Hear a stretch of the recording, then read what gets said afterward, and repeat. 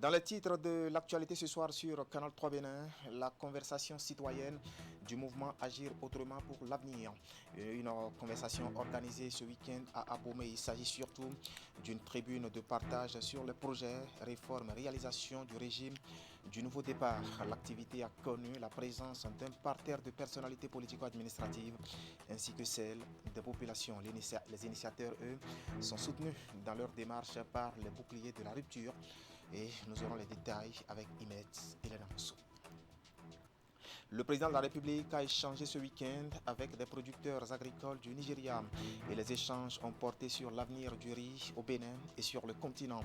La partie béninoise souhaite surtout aller à l'école du voisin nigérian.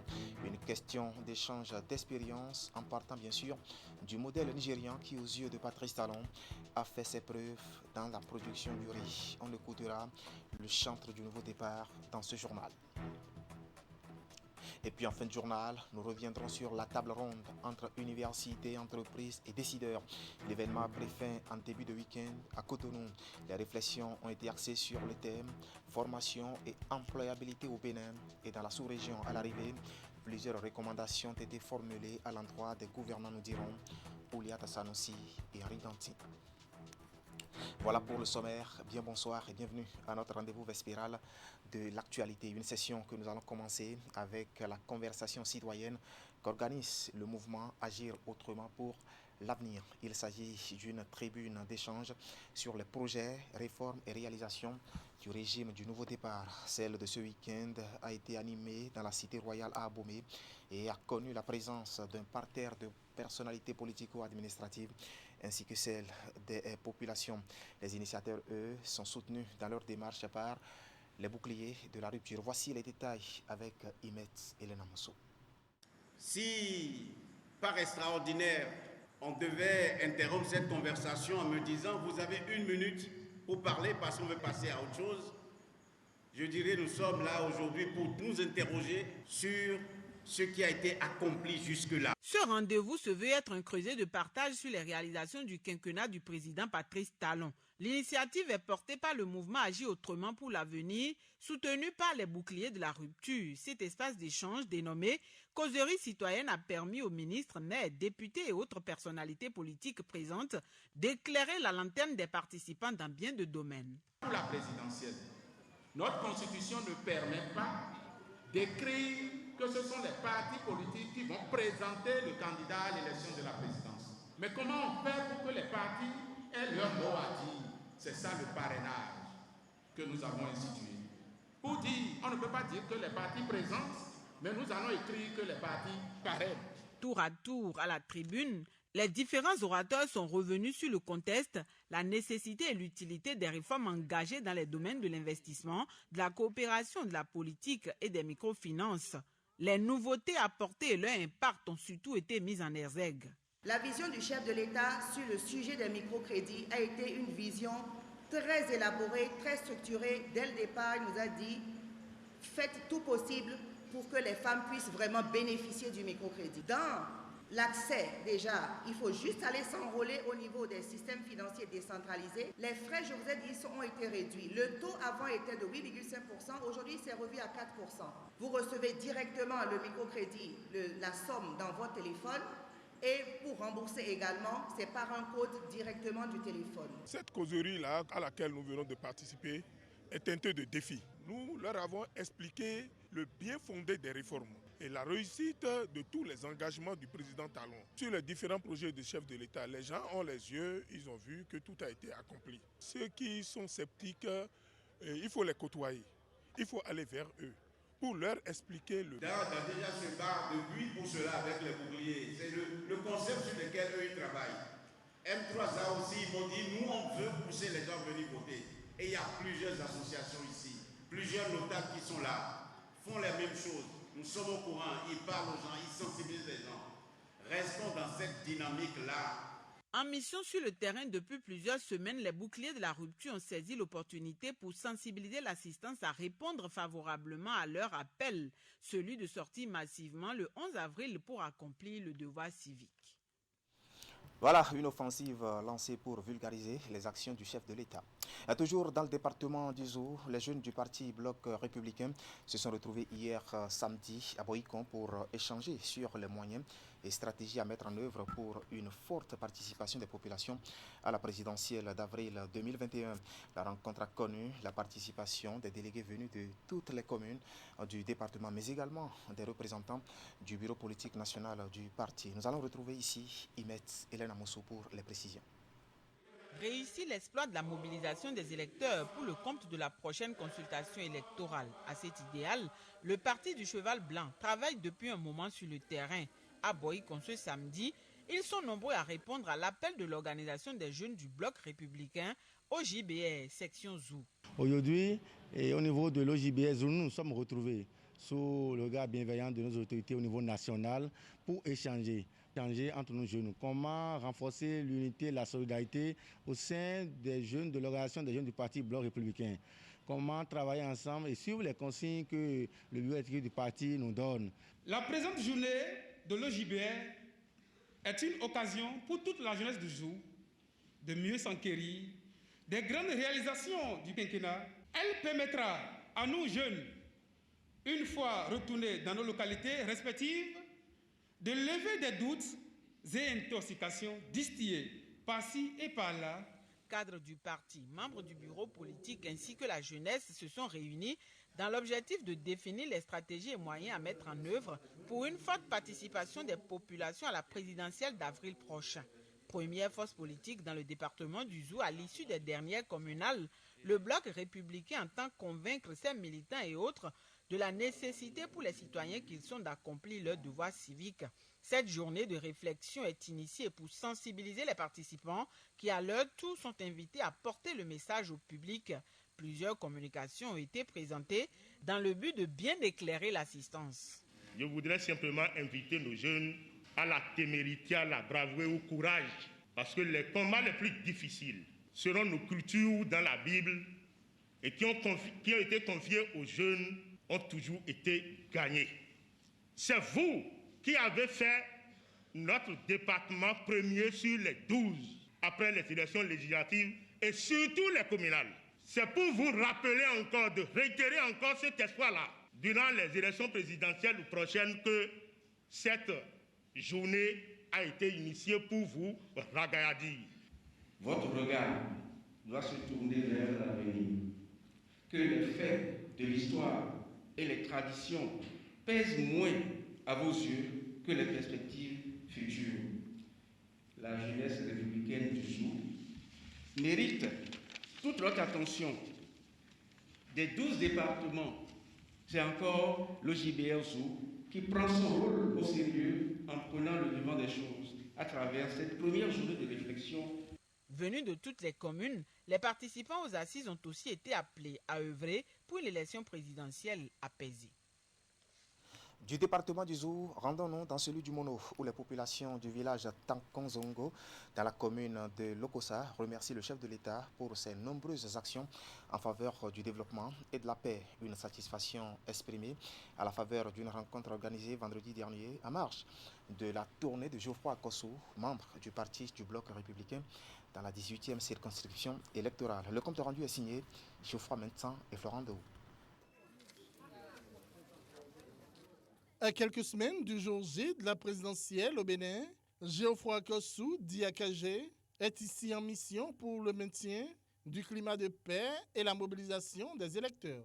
Face à ces jeunes, femmes, sages, notables, dignitaires religieux et têtes couronnées, réunis au quartier Takonzongo de Lokossa, le jeune leader du Bloc républicain de la 18e circonscription électorale a mis l'accent sur les raisons de sa descente ce vendredi après-midi sur le terrain. Je me réjouis cet après-midi d'être parmi vous. Je vous remercie pour tout ce que vous avez eu à faire pour le parti dans le passé. Je continue de vous dire merci. Merci pour votre engagement vis-à-vis du Bloc républicain.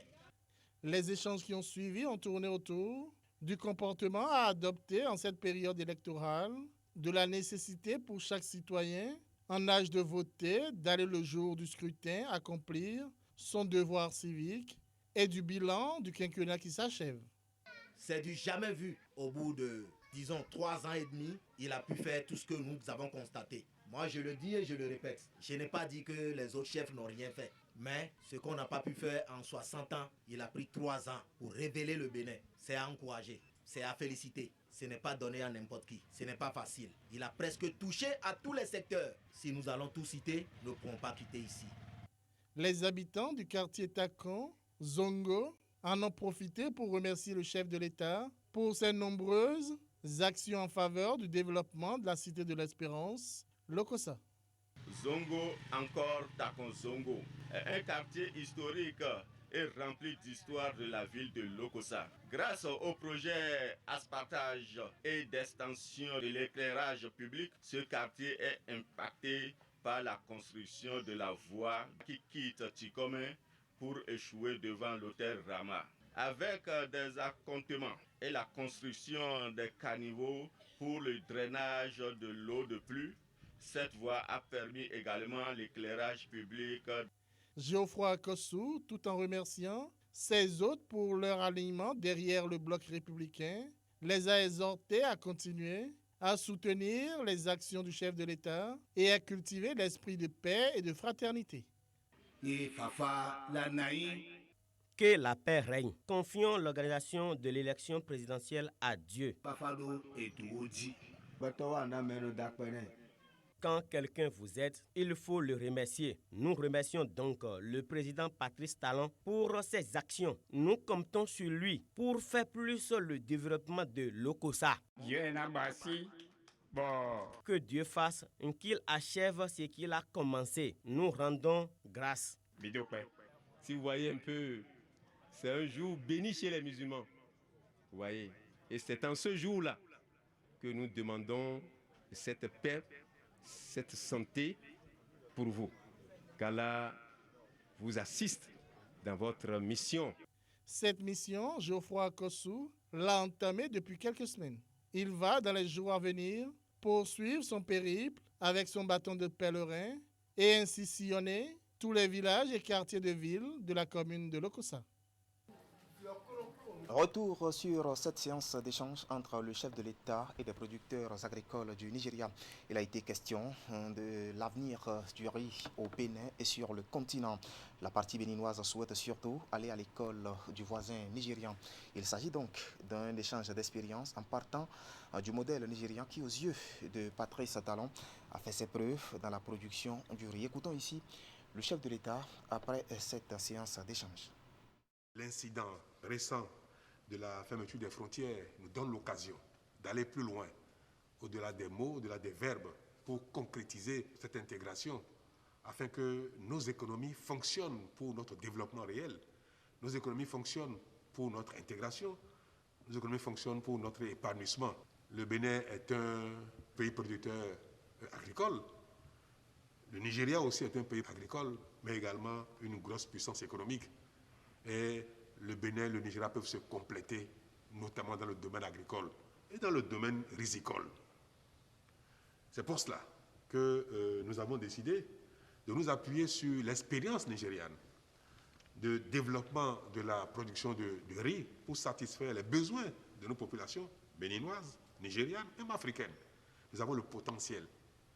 Produire pour nous nourrir, produire pour commercialiser et arrêter d'importer des produits de l'étranger pour enrichir les producteurs étrangers et parfois même à notre détriment sanitaire. Donc, cette vision qui n'est pas nouvelle, mais qui maintenant a besoin d'être concrétisée, c'est de pousser à augmenter la production agricole dans nos pays, notamment au Bénin, puisque le Nigeria a donné l'exemple en mettant en place une politique de développement rizicole depuis quelques années qui a fait ses preuves. Le Bénin aussi a commencé, mais on peut aller encore plus loin si nous nous inspirons de l'expérience nigériane, si nous nous inspirons du succès du Nigeria dans ce domaine. Et c'est pour ça que la coopération qui va se mettre en place va s'appuyer sur le conseil organisationnel, la manière dont les producteurs de riz au Nigeria, appuyés par l'État, la manière dont ils ont mis en place cette nouvelle organisation par laquelle les producteurs sont organisés.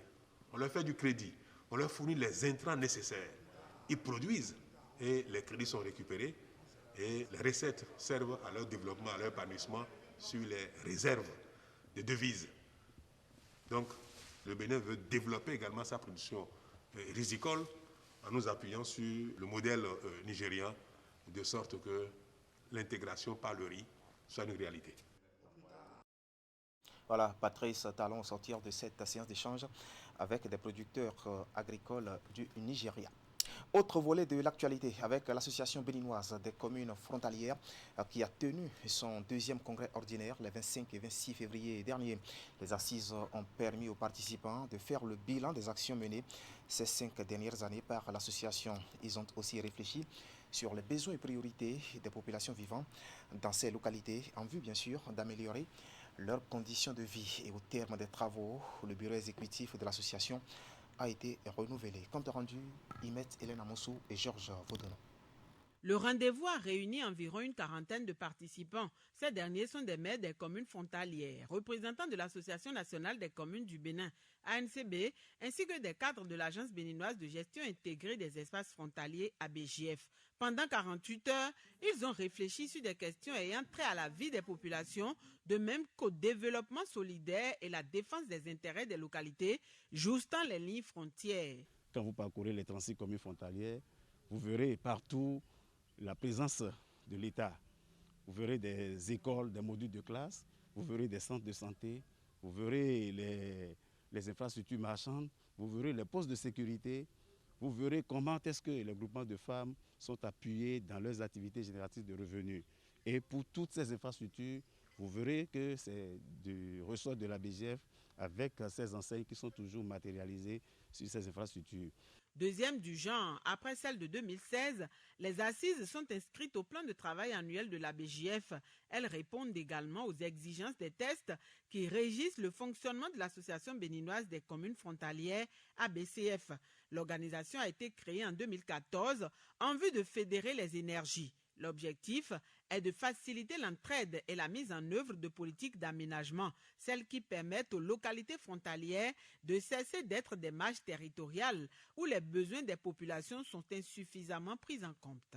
Cet organe qu'est l'ensemble, l'association des maires des communes frontalières du Bénin, à travers ces tests, une assemblée générale tous les 5 ans, pour procéder au bilan, faire l'évaluation des activités menées et ensuite, si possible, procéder au renouvellement de son bureau. Au cours de cette session, les participants, donc les maires des 36 communes, vont ensemble élire les 11 nouveaux membres de cette association et vont en même temps désigner leurs représentants au sein du conseil d'administration de l'agence. Et au cours de cette session également, il y aura des communications sur tout ce qui a été fait par la BGF au niveau des espaces frontaliers et le partenariat qu'il doit y avoir entre l'ANCB et l'ABCF. Si la BGF n'existait pas, il fallait la créer parce que c'est une structure qui répond. Nous avons bénéficié de la construction de beaucoup de choses provenant de la BGF, surtout dans les villages frontaliers avec le Nigeria. Ce deuxième congrès ordinaire de l'ABCF a été ponctué de plusieurs communications.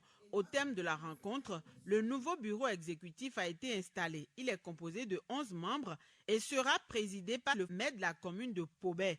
L'équipe a 5 ans pour faire davantage que la précédente. Voilà, elle est donc attendue sur le terrain.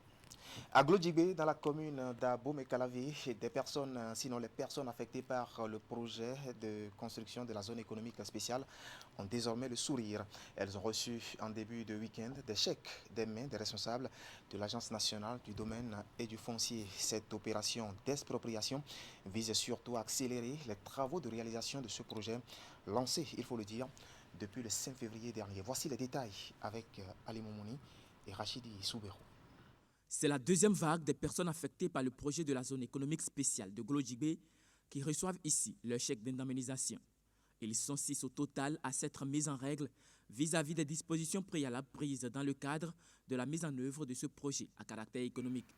Mon message est un message d'exhortation et saluer la fibre patriotique que vous développez, vous PAP qui êtes affectés par ce projet et qui, dans les règles dans la diligence nécessaire, vous faites les formalités pour que ce projet aujourd'hui voit le jour.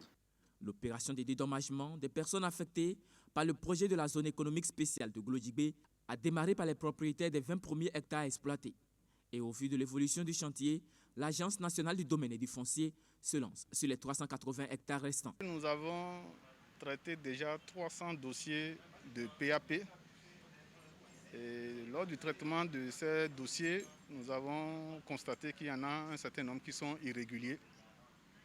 Et donc ces PAP ont été appelés pour venir régulariser leurs dossiers. Mais il y a une bonne centaine de dossiers qui sont prêts à être payés.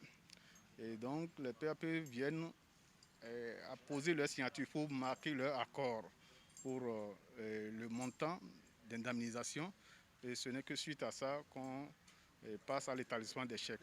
Face à cette irrégularité, l'Agence nationale du domaine et du foncier invite les personnes affectées par le projet à faire diligence pour la libération de l'espace.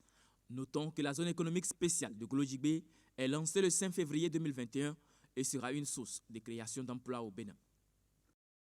Sur tout un autre plan, clap de fin vendredi dernier pour la table ronde des réflexions entre universités, entreprises et décideurs. Durant 48 heures, les réflexions ont été axées sur le thème formation et employabilité au Bénin et dans la sous-région. Une initiative du ministère de l'Enseignement supérieur et de la Recherche scientifique en collaboration avec le ministère du Plan et du Développement. À l'arrivée, plusieurs recommandations ont été formulées à l'endroit des gouvernants. Précision, Oulia Tsanossi et Henri Ganti. Je déclare clos les travaux. La table ronde de réflexion entre universités, entreprises et décideurs prend ainsi fin. Réunis autour du thème « Formation et employabilité au Bénin et dans la sous-région », subdivisés en 4 communications, les participants ont pendant 2 jours eu des débats fructueux qui ont abouti à plusieurs recommandations. Les entreprises doivent mettre en place des dispositifs permettant de compléter la formation des diplômés issus des universités. Renforcer également l'intégration des universités aux réseaux internationaux de la qualité. Ouverture des formations universitaires aux structures nationales et internationales qui œuvrent dans le domaine du développement technologique, parce que nous avons constaté que depuis l'indépendance, nos formations sont plus littéraires. La création et le développement des emplois dans les domaines prioritaires définis par l'État. C'est avec beaucoup de fierté et de satisfaction que la ministre de l'Enseignement supérieur et de la Recherche scientifique note la qualité et la pertinence des différents échanges et contributions. Après avoir félicité les différents acteurs présents à cette table ronde, elle a insisté sur la part de responsabilité de chacun dans ce changement de paradigme. Je note également que ces universités ont besoin d'être accompagnées pour mieux asseoir ces politiques de formation. Je voudrais également noter que ce secteur privé a pris la mesure de ses responsabilités, à savoir que les apprenants qui sortent de nos universités ont besoin de répondre à leurs attentes. Et pour ce faire, il est important qu'ensemble avec les formateurs, ils nourrissent de bons partenariats et qu'ils aillent jusqu'à financer certaines formations, puisqu'ils en seront les premiers consommateurs. À l'occasion, des motions de remerciement sont adressées au chef de l'État par le recteur de l'université d'Abomey-Calavi au nom des universités nationales du Bénin et le représentant du secteur privé pour l'intérêt porté à la question de l'employabilité des jeunes. Quant à nous, au niveau du gouvernement, nous allons rendre compte. Nous allons présenter cette nécessité soutenue et commune de créer un cadre d'échange dynamique pour que les différents acteurs puissent se retrouver et échanger, partager leurs préoccupations et trouver des solutions. Le gouvernement appréciera toutes nos recommandations, toutes les recommandations issues de cette table ronde et reviendra forcément à travers des actions précises qui vous seront précisées. Au cours de la cérémonie, des acteurs ont reçu des attestations de reconnaissance pour leur soutien dans l'organisation de cette table ronde entre universités, entreprises et décideurs sur la formation et l'employabilité au Bénin et dans la sous-région. Voilà un compte rendu signé Ouliat Sanoussi et Henri Ganti. Pour mettre un terme à cette édition, évoquons cet atelier de restitution des travaux engagés par l'APIES et Paracep. C'est une rencontre entre les responsables de l'agence et les opérateurs économiques pour présenter les nouveaux services mis en place pour améliorer le climat des affaires et l'accès au marché des produits agricoles du Bénin, des services dont le financement a été assuré par l'Agence française de développement et l'Union européenne. Faisons ici le point avec Clément Achadé et Rachidi Soubero.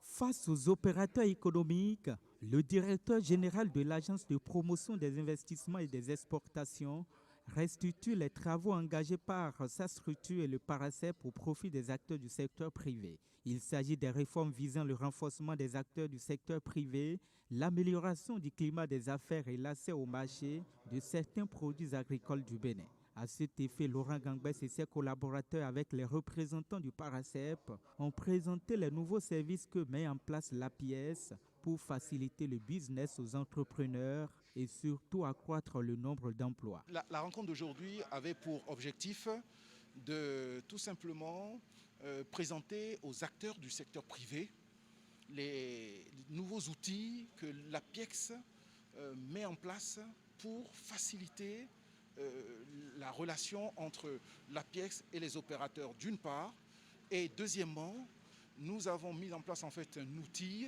qui doit permettre également de faciliter en fait l'exportation des produits béninois, notamment l'ananas, le karité et le soja à l'extérieur.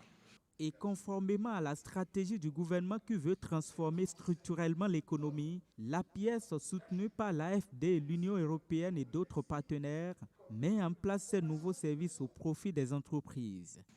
Alors, les outils que nous mettons en place aujourd'hui doivent permettre en fait de mieux connaître en fait nos clients qui sont les acteurs du secteur privé.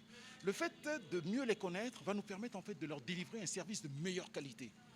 Et ensuite, nous mettons en place en fait un dispositif pour favoriser également les exportations. C'est un dispositif ramassé qui permet en fait d'intervenir de manière rapide lorsque un investisseur a une difficulté, un exportateur a une difficulté, nous pouvons intervenir tout de suite pour lui obtenir les différentes autorisations, notamment au niveau du laboratoire central de contrôle sanitaire des aliments, au niveau de l'administration, au niveau du guichet unique du commerce extérieur. Donc la pièce se positionne dans son rôle de facilitation et de promotion des exportateurs. Ces nouveaux outils que nous avons développés avec le Paracep, grâce à l'Union européenne, grâce à l'Agence française de développement, qui ont financé en fait la mise en place en fait de ces outils, doivent nous permettre d'être beaucoup plus proches et beaucoup plus efficaces dans l'aide que nous apportons aux investisseurs et surtout aux exportateurs. Avec cette panoplie de services, l'APIES vient encore booster la machine créatrice d'emplois au Bénin et surtout renforcer le processus d'augmentation de la valeur ajoutée au pays. Le directeur général de l'APIES a enfin présenté les opportunités d'affaires qu'offre la zone économique spéciale de Glo. Voilà, ainsi va l'actualité ce soir sur Canal 3 Bénin. Toute l'équipe technique et celle de la rédaction qui m'accompagne vous remercie de nous avoir suivis. Ne zappez surtout pas juste après le générique de fin de ce journal. Je vous retrouve pour la revue de presse hebdomadaire. À très vite donc.